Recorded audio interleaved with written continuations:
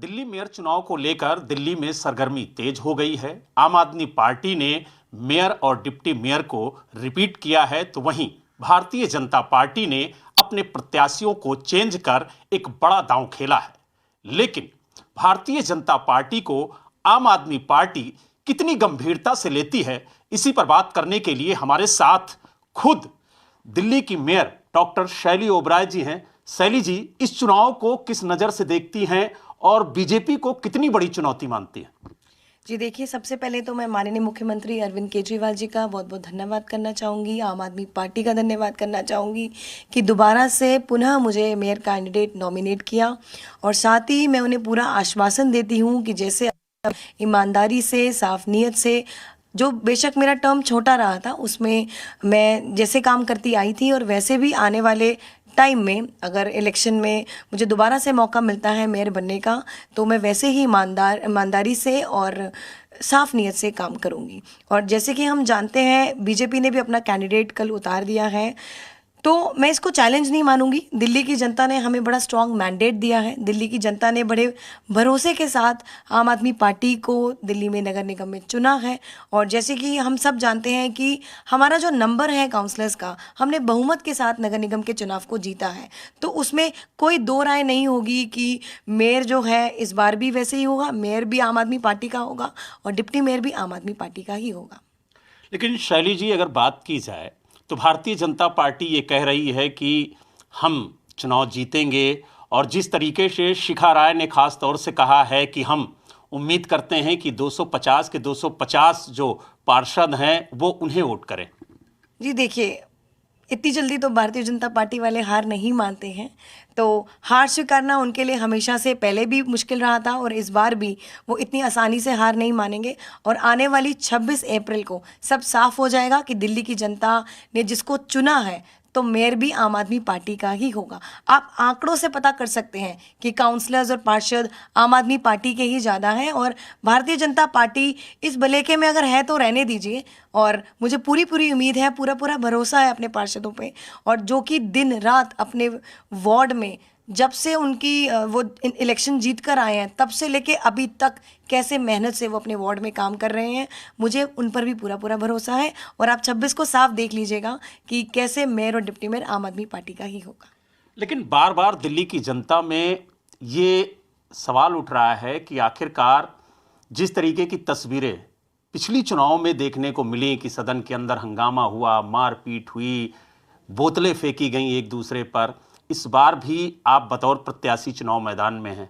तो ऐसे में मेयर अगर प्रत्याशी है तो वो निगम एक्ट 77 के तहत पीठासीन अधिकारी नहीं हो सकता।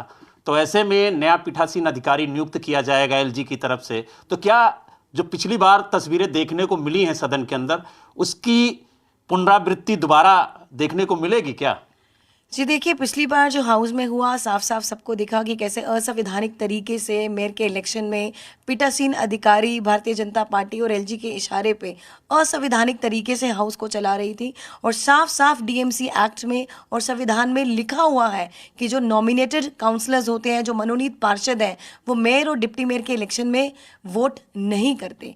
पिछली बार इतना हंगामा हुआ पूरे हाउस में, इतना केओस हुआ, इतनी रकस हुई, भारतीय जनता पार्टी के पार्षदों ने तोड़ फोड़ करी। और आपने वो भी देखा कि कैसे स्टैंडिंग कमेटी के चुनाव में भी कैसे उनके पार्षद डायस पर आके उन लोगों ने मुझ पर हमला करा। तो आखिरकार पिछली बार मेयर और डिप्टी मेयर के इलेक्शन में हमें फिर सुप्रीम कोर्ट का दरवाज़ा खटखटाना पड़ा। और मैं बहुत बहुत धन्यवाद करूंगी अपने जुडिशियल सिस्टम पर, और साथ ही चीफ जस्टिस ऑफ इंडिया ने जो निष्पक्ष तरीके से जो हमारे को अपना वर्डिक्ट दिया कि मनोनीत पार्षद जो है मेयर और डिप्टी मेयर के इलेक्शन में वोट नहीं डाल सकते। तो अभी भी हमारे को अपने जुडिशियल सिस्टम पर पूरा भरोसा है। और अब तो बिल्कुल साफ है कि अब जो 26 को इलेक्शन होगा, इसमें मनोनीत पार्षद वोट नहीं डालेंगे। तो मैं पूरी तरह से आशा करती हूँ कि इस बार पीसफुली और शांतिपूर्वक ही चुनाव होने चाहिए। और मैं भारतीय जनता पार्टी से और उनके पार्षदों से ये अपील करती हूँ कि इस बार शांतिपूर्वक चुनाव होने दें, ताकि हम सब मिलकर 250 के 250 जो पार्षद हैं मिलकर दिल्ली की जनता के काम करें। हम नगर निगम के कामों पर चर्चा करें और पिछले 15 साल से जो नगर निगम के काम जो नहीं हो पाए हैं हम उस पर चर्चा करें, उस पर अच्छा मॉडल दें, एजुकेशन मॉडल बढ़िया बनाएं, एक हॉस्पिटल्स पर काम करें, पार्कों पर काम करें, सड़कों पर काम करें, साफ सफाई पर काम करें, ताकि जैसा एक हमने मॉडल दिल्ली सरकार में जो हमने बनाया है वैसा ही एक विश्व स्तरीय मॉडल हम एमसीडी को भी दे पाएं। अगर बात की जाए भारतीय जनता पार्टी की, तो भारतीय जनता पार्टी के पास बहुमत नहीं है, लेकिन बावजूद उसके वो चुनाव मैदान में है। तो ऐसे में जो जोड़ तोड़ की राजनीति है वो कहीं ना कहीं देखने को मिलेगी, क्योंकि भारतीय जनता पार्टी की पूरी कोशिश होगी कि वो पार्षदों को अपने पक्ष में करे और ज़्यादा से ज़्यादा मतदान उसके पक्ष में हो। तो ऐसे में जो ऑपरेशन लोटस का आरोप आम आदमी पार्टी बार बार लगाती है, तो क्या उसकी तस्वीरें इस चुनाव में देखने को मिलेंगी? जी देखिए, भारतीय जनता पार्टी ने हमेशा से ही पूरे भारत में अलग अलग राज्यों में ऑपरेशन लोटस चलाया और बहुत कोशिश करी हर सरकार को गिराने की। बट मैं आपको पूरी तरह से ये भरोसा जताती हूँ कि जो आम आदमी पार्टी के पार्षद हैं वो पूरी ईमानदारी के साथ काम कर रहे हैं और उन लोगों को भी आम आदमी पार्टी पर पूरा भरोसा है और हमको भी उन पर पूरा भरोसा है। हमारा एक भी पार्षद क्या, हमारा एक भी कार्यकर्ता अगर भारतीय जनता पार्टी तोड़ सकती है तो वो नामुमकिन ही होगा। सैली जी, आप पर पार्टी ने भरोसा जताया और जिस तरीके से आपने कुछ ही दिनों के अंदर बेहतर काम करके दिखाया, उसकी तारीफ मुख्यमंत्री जी ने भी की और जो दिल्ली सरकार के मंत्री हैं उन्होंने भी की। तो जिस तरीके से आप कामकाज कर रही हैं, अगर जीतती हैं तो इन कामों को कितनी गति देंगी और किस तरीके से इन कामों में तेजी लाएंगी? जी देखिए, जैसे कि आप जानते हैं कि आम आदमी पार्टी काम की राजनीति करती है। आम आदमी पार्टी धर्म की राजनीति ना कभी पहले करी थी और ना अभी करेगी, ना आने वाले समय में करेगी। तो हम लोगों का फोकस सिर्फ काम पर रहता है। दिल्ली की जनता ने बड़े उम्मीदों के साथ हमें नगर निगम में चुना है, तो हमारा फोकस नगर निगम के काम ही होगा, जैसे मैंने आपको बताया।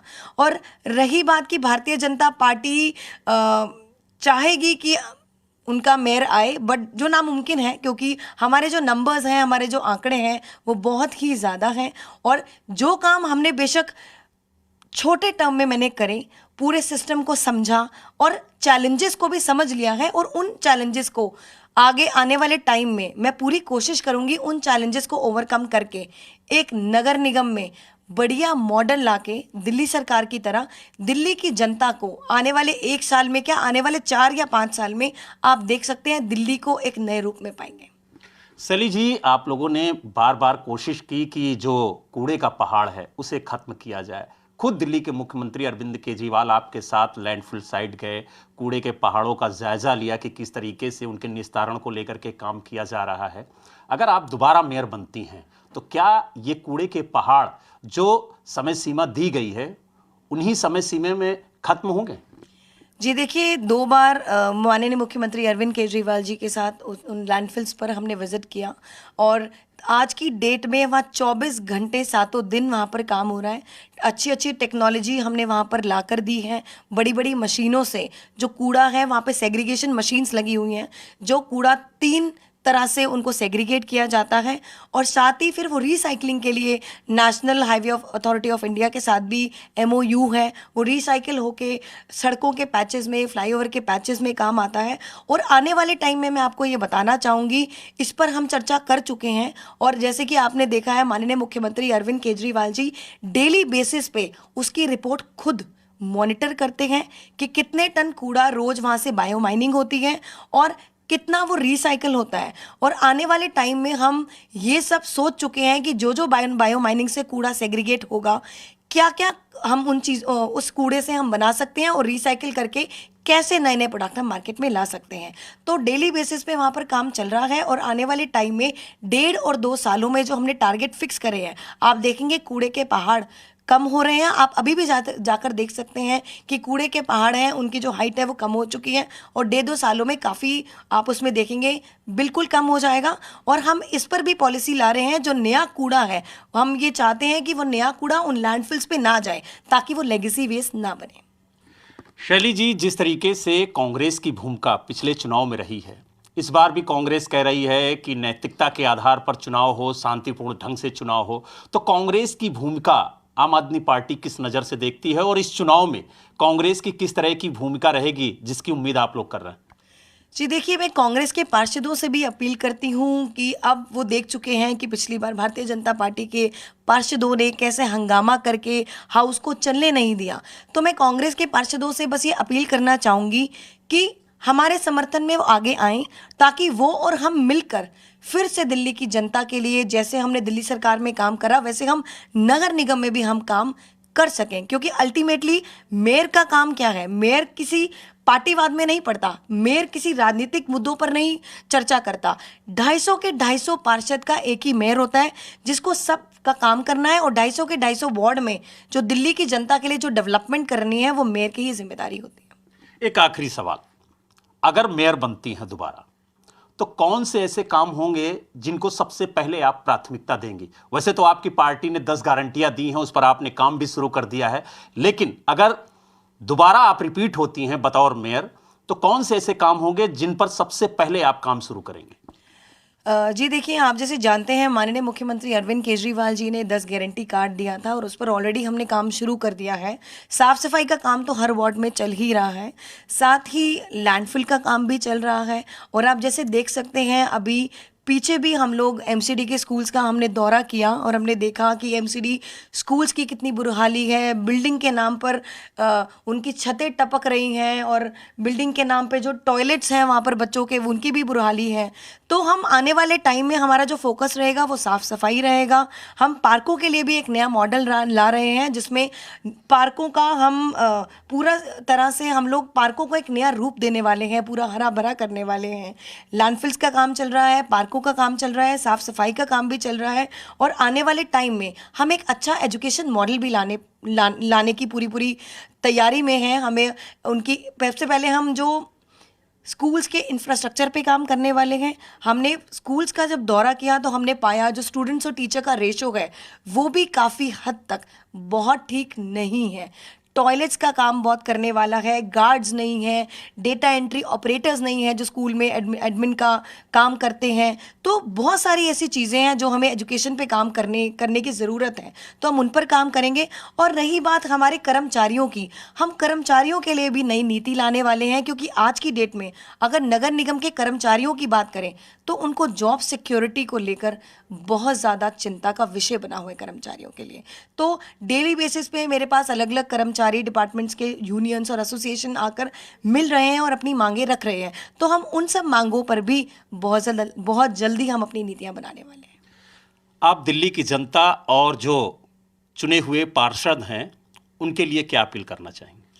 जी बस मैं यही अपील करना चाहूँगी कि हम सब पार्षदों को मिलकर राजनीतिक मुद्दे पर चर्चा ना करते हुए हम सबका एक ही मकसद होना चाहिए कि हमें दिल्ली की जनता के लिए काम करना है, हमें नगर निगम के लिए काम करना है, और आने वाले समय में हमें दिल्ली को एक नंबर 1 शहर बनाना है, वर्ल्ड क्लास शहर बनाना है, ताकि याद रखे पूरे हमारे देशवासी कि कैसे हम सब ने पार्टीबाजी ना करते हुए हमने दिल्ली की जनता को एक नई दिल्ली, एक नए रूप में दी। तो बस मैं अपील करती हूँ हम सब मिलकर ऐसे ही काम करते रहें ताकि हम दिल्ली को एक विश्व स्तरीय शहर बना सकें। तो आपने देखा हमारे साथ दिल्ली मेयर डॉक्टर शैली ओबराय जी थी, जिन्होंने साफ तौर से कहा कि हमारा मकसद है कि दिल्ली को दुनिया का सबसे बेहतर शहर बनाया जाए। दिल्ली से वीडियो जर्नलिस्ट विनायक के साथ बलराम पांडे, जी मीडिया।